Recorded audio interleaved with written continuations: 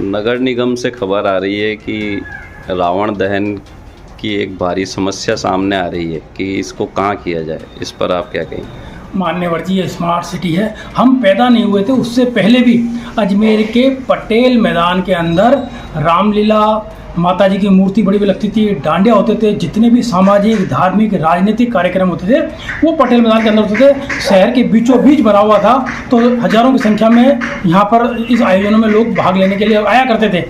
जो धार्मिक आयोजन होते थे, चाहे वो सामाजिक हो, राजनीतिक हो, उसमें भीड़ आती थी। परंतु जब से यह स्मार्ट सिटी बनी है, पटेल मैदान जो बीच के अंदर बना हुआ था, देख लीजिए 30 दुकानें बना दी, वो फुटबॉल का ग्राउंड बना दिया, सब इसका व्यवसायीकरण कर दिया। आज आदमी के, हम जो जनरल आदमी हैं, उनके पास, छोटे बच्चों के पास खेलने की जगह नहीं है। आज सबसे बड़ी समस्या ये आ रही है कि रावण को दहन कहाँ किया जाए। अब आप देख लीजिए, पटेल मैदान का इन्होंने बिल्कुल दे दिया, प्राइवेट उसको दे दिया।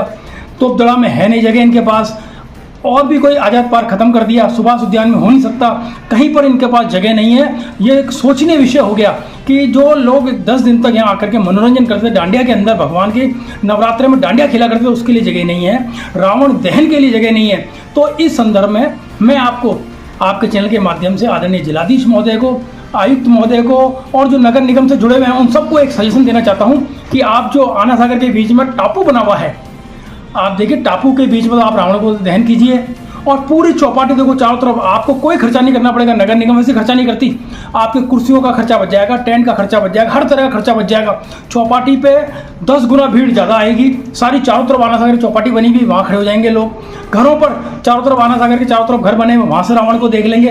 तो आप क्यों यह खर्चा कर रहे हैं? आपके पास जगह नहीं है रावण दहन करने के लिए। हमारी धार्मिक भावनाएं इससे जुड़ी हुई है, परंतु क्या करें, दुर्भाग्य इनके पास जगह नहीं है। तो मेरा तो एक सुझाव है कि आप टापू पर रावण को जलाइए, दहन कीजिए, पुतला दहन, रावण, मेघनाथ, कुंभकर्ण, और पूरे चौपाटी पर ये हो जाएगा तो लोगों को रोजगार भी मिलेगा, लोगों को जगह भी मिलेगी। और मेरा तो ये सजेशन है। साथ ही बहुत ही निंदनीय है कि आज हमारे पास इस आयोजन के लिए जगह नहीं है। रामलीला के लिए सिर्फ हम जवाहर रंगमंच में करते हैं, माता जी की मूर्ति भी कह रहे हैं वहाँ रखवाएंगे। अरे आप बड़े इस पर ग्राउंड में रखवाते जहाँ हजारों लोग दर्शन करने आते हैं, उस आरती में भाग लेते, परंतु आपके पास जगह नहीं है। ये एक शोचनीय विषय है। आने वाले टाइम में आपको इसके बारे में सोचना होगा, और एक अच्छा सा ग्राउंड जहाँ पर ये धार्मिक आयोजन, रावण दहन का, डांडिया का, माता जी की मूर्ति स्थापना का ये प्रोग्राम हो सके, उसके लिए सोचना होगा।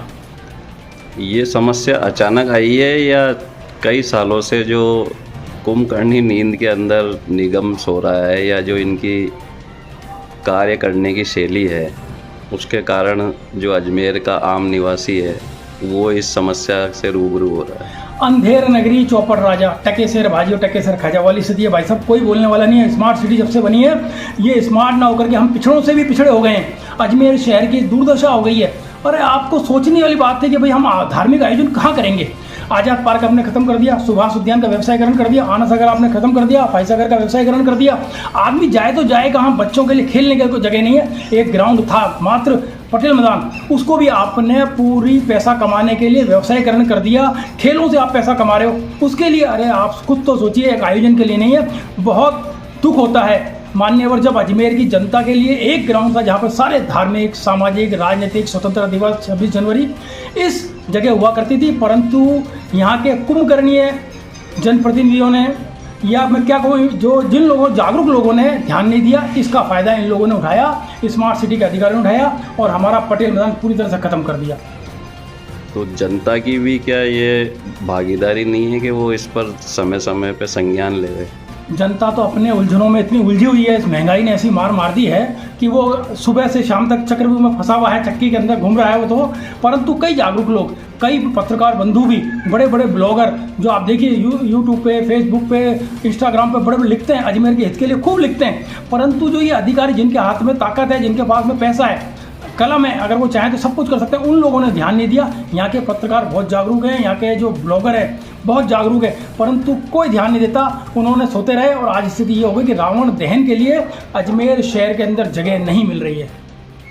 चलिए, आशा करते हैं आपके द्वारा उठाई गई आवाज़ जनप्रतिनिधियों के कान में जाएगी और इस पर कार्रवाई होगी। आपका नाम?